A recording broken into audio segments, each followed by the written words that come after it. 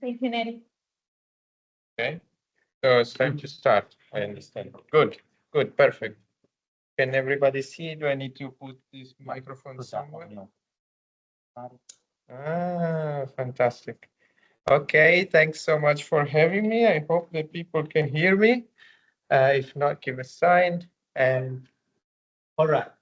So today I'm going to present some experimental data on what fiction is according to everyday people. And obviously, it's a fairly standard, let's say, project in experimental philosophy. You know, basically, we have a pre-existing debate about what the nature of fiction is, in which we use the traditional methods of cases. So we're attempting to analyze the concept here, what is fiction, and most of the proposal are attempts in terms of like analysis in terms of necessary and sufficient condition. And usually the debate revolves around presenting examples of fiction and seeing whether or not they fit into a given definition. So basically, since we as philosophers cannot go into a lab to test our theory, the closest thing we get is to have these examples and see whether the prediction of the theory meet the intuitions that we have about those examples. So here intuitions have an important role to play, obviously, because we want a theory to capture intuitions about particular cases. But, you know, not always philosophers agree about intuition. So it's good to have a look at what people actually think and whether or not our intuitions as philosophers converge with those of ordinary people.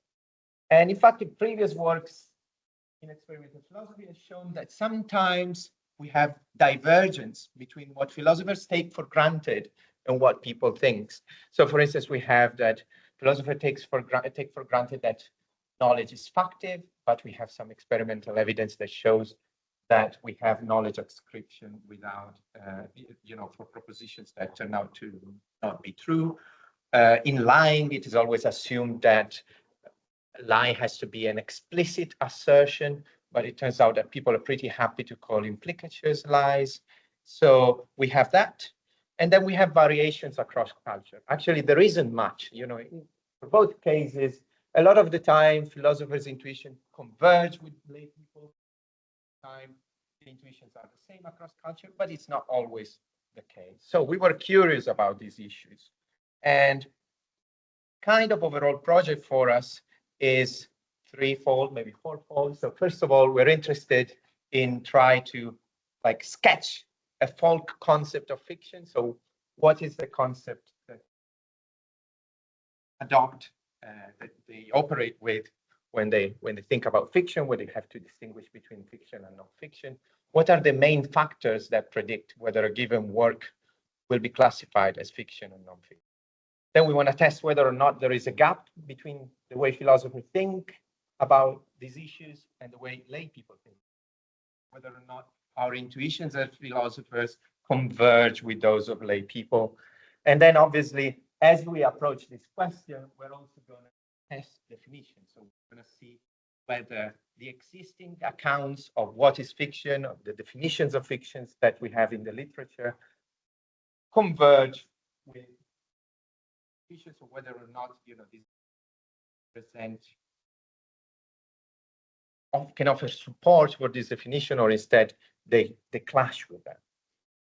Finally, this is joint work with Alejandro Suleiman from Austin, Texas, and Clark Barrett from UCLA, and they work at the intersection of anthropology and philosophy, and they've done already a lot of intercultural work. So the idea is to then move on from this first study and extend also our research to other culture and see whether there's variation in that sense, but it's not for today. So luckily, Manolo has done most of the work already, so I won't have to introduce much when it comes to presenting the existing theories of the market, but as a sort of general dichotomy that I want to remind you of, there are some theories that emphasize how fiction is about make-believe in some sense, so that fictional content is typically content that is meant to be consumed in terms of like imagining that content as opposed to believing that the content is true. And that's There's a kind of understanding of what fiction is that comes from make-believe theories, and then some, like Curry, go about it by offering an account in terms of Gricean reflexive intention with all, little that I won't go into. Some other work is more normative, so it's about like what's the right way to engage with these works, and so on and so forth. So there are internal differences there. And something similar can be said for pretense theory. So what they have in common is that they tend to understand the fictional discourse as a kind of discourse in which the standard illocutionary obligations that arise from uttering a sentence are suspended in some sort of way, typically because the speaker is just pretending to communicate something rather than actually communicating it. Again, they come in different varieties. We won't be dealing with the details here. We don't need to be bothered about that. And then something more to be mentioned, there are many other views. So these are not the only views on the market. There are many other options. I will mention some, for instance, the idea that fiction is just a genre, and these, the ones you have in the slide are not even an exhaustive, let's say, representation of it. But I want to dive into the experiment as quickly as possible since we don't have much time. And I'm going to start with the first one, which is the only full study that we have conducted, right? The rest of the stuff I'm going to present today are just pilot study. This is the full pre-registered study that we conducted with a full big sample size, etc. And the idea is that we wanted to test three hypotheses at the time, basically. First of all, we were interested in whether the author's intention is relevant to classification as fiction, in particular, intention understood along make-believe lines of fiction. So the idea is that we wanted to see whether it made a difference to tell people that the author had an intention to invite the audience to imagine the content, as opposed to inviting them to believe that the content was true. And then we were also interested in checking whether the author's beliefs were relevant. So does the author believe the content to be true or false? And finally, the factual veracity of the content.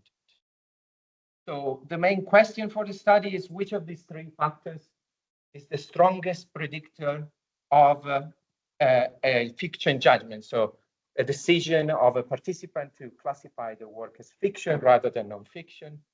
And like we thought that make-believe theories, at least in their intentional formulation a la Curry, so to say, would want to say that A should be the primary factor for classifying it, if not the only factor, right? Because if the essence of fiction is that you have this intention to invite the audience to imagine, then it's really only about that. It's not about whether you believe it to be true or false. It's not about whether it's true or false, and so forth. But we're also interested in testing some assumptions that are widespread in the philosophical debate. So very often philosophers take for granted that some, let's say, factors don't really have a chance of capturing what our concept of fiction is. In particular, we tend to agree that it's not about semantic content. A text could be fiction and could be not fiction. Depending on how it's presented to the reader, it's not the properties of the text in itself, it's not its truth value, and it's not really whether the author believes it to be true or false. So for instance, I can publish an essay that is a lie, like a million little pieces.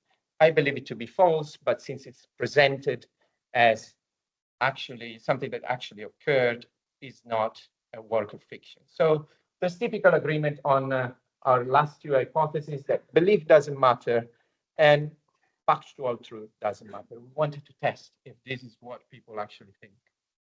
So we went for a full factorial design, which means that we had three factors, these three factors that I just mentioned, the belief, truth of the content, and whether you invite to imagine or to represent as true. And we created vignettes for all the possible combination of these factors. So you have content, false or true, belief, etc. And here you can see the phrasing that we chose for each of these conditions. They were presented in this order, switching depending on whether they had the true or the false condition of each factor. And this is basically how the vignette appeared to participants as they were taking the survey. So basically, we told them that they were a librarian, they had received a book from an anonymous donor, and the boss asked them to classify the text as fiction and nonfiction. Then we presented them with the information about the book, with the factors that we just discussed. And then we asked them to classify the book. They could choose definitely fiction, definitely not fiction, or something in between. So a standard 7-point Likert scale. These are just some details, but I think what interests you from here is that we had 100 participants per condition in 8 conditions. That's 800 in total. And we had first an attention check, so it's sort of 3 questions to see if people are actually reading the stuff. Then the vignette, then another attention check, then some demographic questions. And we kicked out all the people who failed any of the attention checks. So the data should be good quality.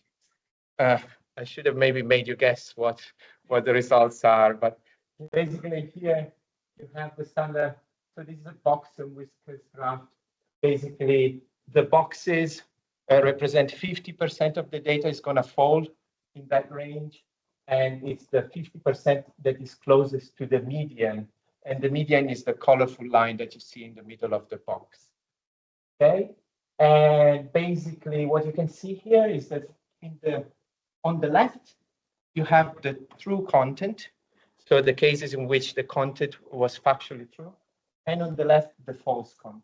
And then your real or imagined would be the author's intention. Read is real, or to engage in the test as imaginative content. And then whether the author believed it to be true or false.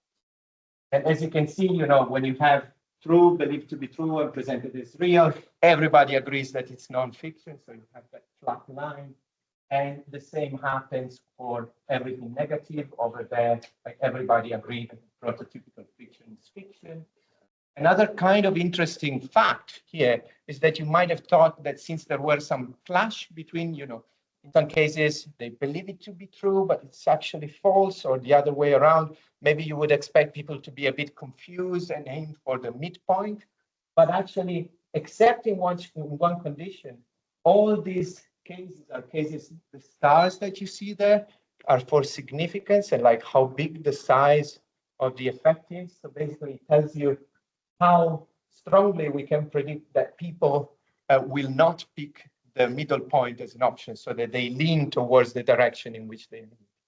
And in every case, we had a strong effect, except for condition 4, which is a case in which the audience, the author invites the audience to imagine that the content is imaginary. They believe it to be false, but it's actually true. That's the only case that people found confusing. In every other case, they were pretty much verging in the response. So obviously, the most unexpected result, I think, is that the strongest predictor, I think, for classifying as fiction or non-fiction is whether the factual content was true or false, which goes pretty much against every theory ever presented in the literature. So here, what you see is basically how strongly each factor predicts that people will classify the work as fiction. And it's pretty obvious here. You can see that the belief and the intent are not really that much of a strong effect. So they are between 1 and 1.5 in our scale, whereas the strongest predictive power we have with factuality. So whether the content is true or false predicts in much, much stronger way whether people will classify a work as fiction rather than non-fiction. So when it comes to our hypothesis, as you might expect, they're all disconfirmed. So we found the exact opposite of what philosophers think on all counts. So first of all, against intention-based make-believe theories, we found that authorial intention is not the only predictor and not even the strongest predictor of fiction judgments.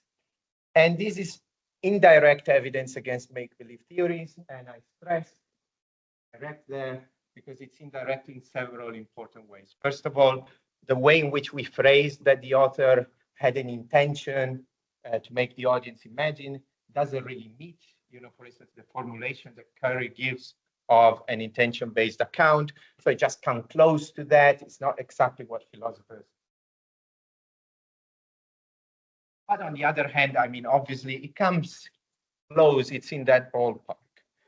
And obviously, also, not every philosopher claims that they want to capture the intuitions of lay people. So insofar as they tell you that their definition was not meant to capture that, doesn't really prove the definition wrong, but surely it's data that they will have to accommodate in one way or another. When it comes to the other two hypotheses, I think they're more worrying for accounts, philosophical accounts, because they're usually assumed by all philosophers. So pretty much everybody agrees that belief shouldn't really matter, but we saw that even if it has a small effect, it does have an effect on whether or not people classify a work as fiction or non-fiction. So it does have some predictive power. It comes close to the invitation to imagine in terms of predictive power, but not what philosophers expected.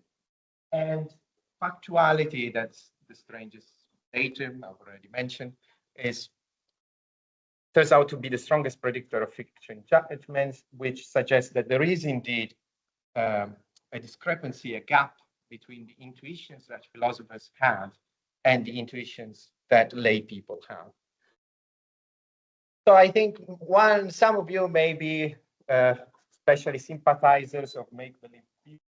I think, well, after all, the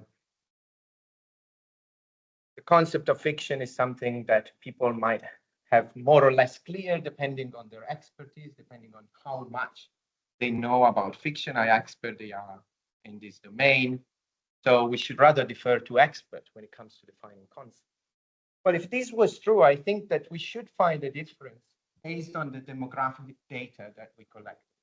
So we asked people how many books they read in the last years and how would they rate their knowledge of literature in general.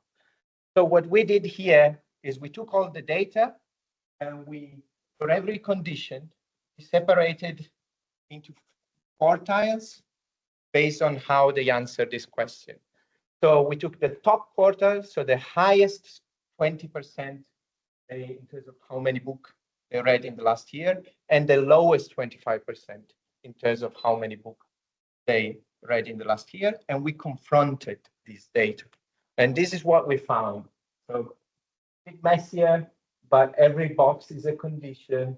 And you see on the left, the upper quartile, and on the right, the lowest quartile. But it really doesn't matter because they're all the same. We also ran statistical analysis.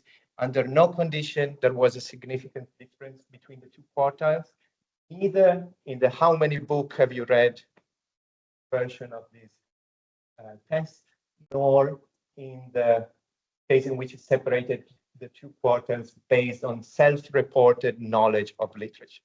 I should also mention that these people do read books, and in the upper quartile, the amount in the last year was 12 books, but that's the mean. Like in the upper quartile, there were like some serious reader or some serious liars, I don't know, but they did report to read a lot of books. So no difference in terms of reported expertise. That's the main takeaway.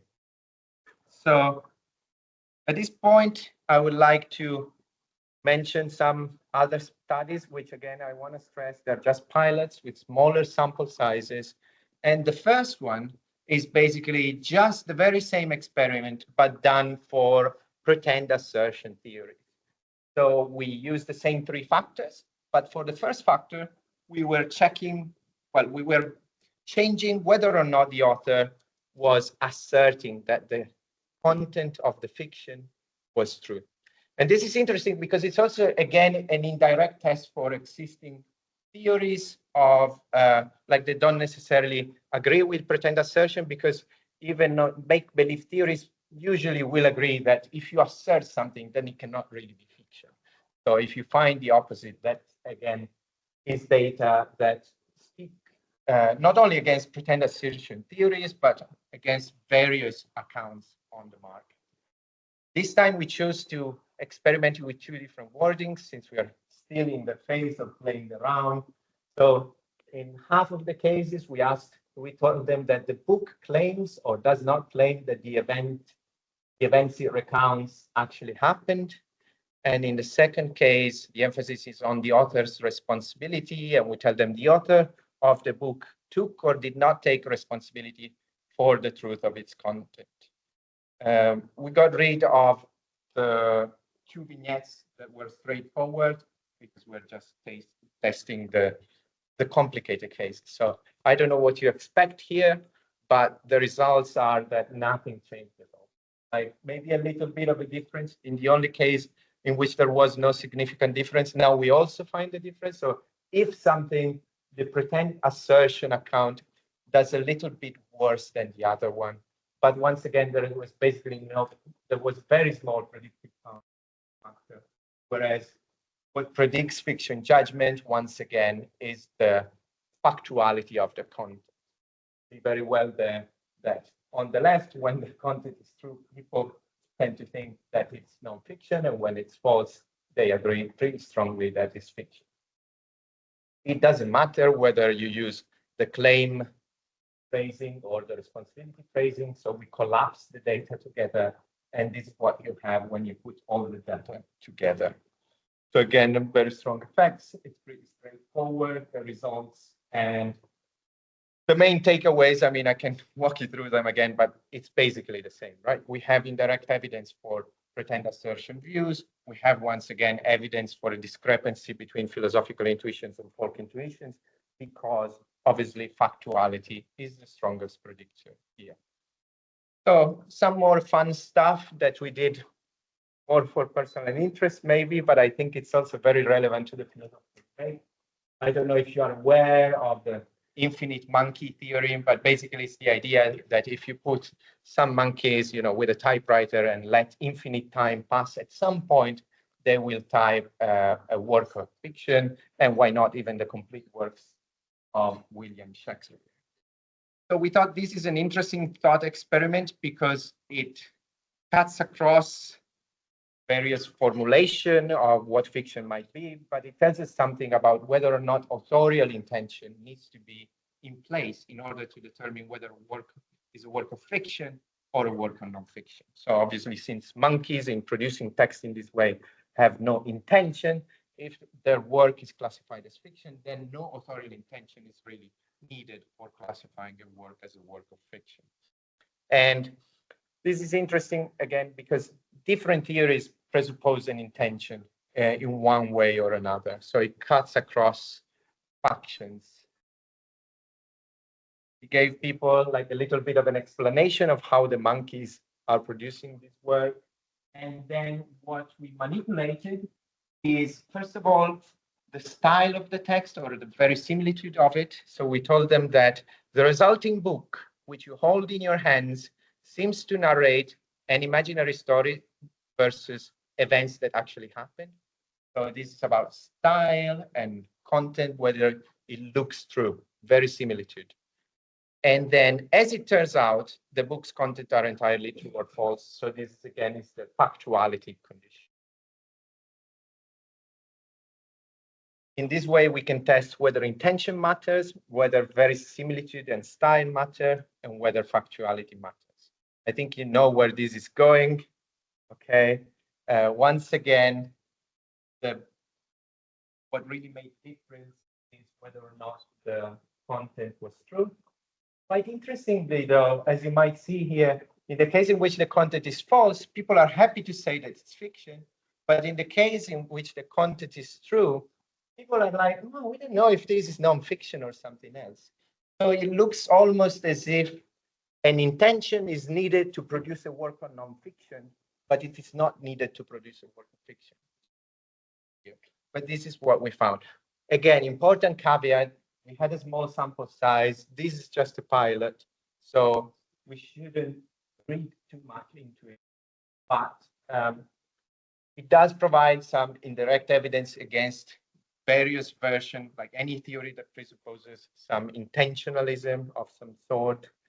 And I think it also gives some indirect evidence that verisimilitude and the style in which a text is produced is not really used as a guide, right? Because imagine here you have that the context is true, it appeared to be true, but really is not classified as a work on nonfiction. So people are not really using style and verisimilitude as a guide for classifying text.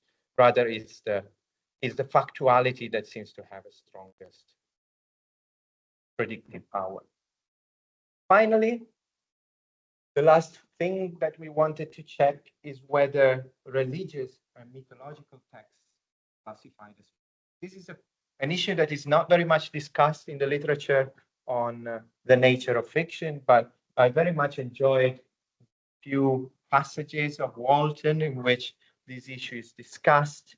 And I think it's interesting if we're aiming in particular to then conduct intercultural work, because obviously this is the kind of thing on which you are most likely to find some divisions between cultures, some differences from one culture or another. So we present people with the same text this time, changing just the name of the religious text. So you could be presented with the Bible, the Quran, the Odyssey, or the Piram Pinang. And basically, we were telling people that the book is loosely based on historical facts. Even believers recognize that not really everything in the book is true, that there are some historical inaccuracies, etc. We try to find a politically correct phrasing that could apply to all of the texts that we were using. So it was cautious, but it was suggesting that the text is not completely true and that it is a religious text. So obviously the Piram Pinang is not a real text. We just made it up so that some of the participants could arrive at a judgment without preconceptions about a particular religion. So we had the same structure again for the experiment. The only difference is that at the end, we collected some data on what the religion of each participant was and how important they deem religion to be in their life. These are our results. So basically, people are pretty happy to classify religious texts as fiction unless it's the Quran. When it's the Quran, you don't want to get in trouble. No, we don't know. We don't know really because, again, the sample size is very small. So we're going to have to double check this. We're going to see in the future when we conduct the no, actually, second point, like I'll mention right now, but the degree of religiosity and the kind of religion didn't really affect how people were.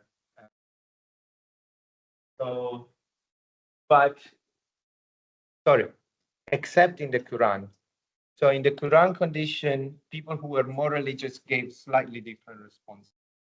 But again, our sample size was very small. In order to run this analysis, you have to further cut down the sample size. So this could be just flukes in our data, or you shouldn't really read too much into it. This is more like, it's a proof of concept more than an experiment because, yeah, we also had some technical issues, so we collected less data than we were hoping to. But anyways, so the main takeaway is religious texts are regarded as fictional unless they're a Quran. Whether you're religious or not doesn't really affect your judgment unless you're judging the Quran. And in every conditions, since we said that the events were presented as true in the text, but also that they were factually false. This time is more dubious, but it does suggest something against standard theories of fiction on the one hand, because presenting it as true should be incompatible on most accounts with being fiction. And also it does further suggest that factuality seems to be a factor that it's consistent, right, with what we found so far. So just closing with some general point, I want to stress once again that even if I mention, how existing definitions bear against this finding, it's important to stress that we didn't design this test to see if a specific definition was right. So our phrasing was a bit sloppy for that purpose. You know, we're using standard philosophical formulation of, say, the right intention that one needs to have for something to be classified as a work of fiction. And probably if we wanted to conduct that kind of test, the best way to go is rather to develop a counterexample with more detail and go for that. Instead, full factorial was best for our purposes, since we wanted to sketch the whole concept of fiction. Even keeping this in mind, we still found, I think, quite strong evidence against these theories, insofar as factuality is the strongest predictor, and that we found many things that are incompatible with philosophical views. And again, about the gap between philosophical intuition and lay people's intuitions, and for instance, the fact that philosophers never even thought about suggesting that the definition of fiction is just that something is false. Is this a problem for this theory? Have we falsified the existing theory? I don't think so, but I think that even so, we should keep in mind that to really complicate these findings appeal to intuitions that are made in the literature, and that they call for a specification of the goal of inquiry there. So basically, proponents of this account have to tell us if they're trying to propose a shared concept of fiction, in which case they would be in trouble. If they're proposing a stipulative account of fiction, in which case appeal to intuition would be a bit incoherent from their part, since it's fully stipulative. And if they're aiming for something in between, where exactly are they aiming, and what should we do about these findings? Okay, thank you. Thank you.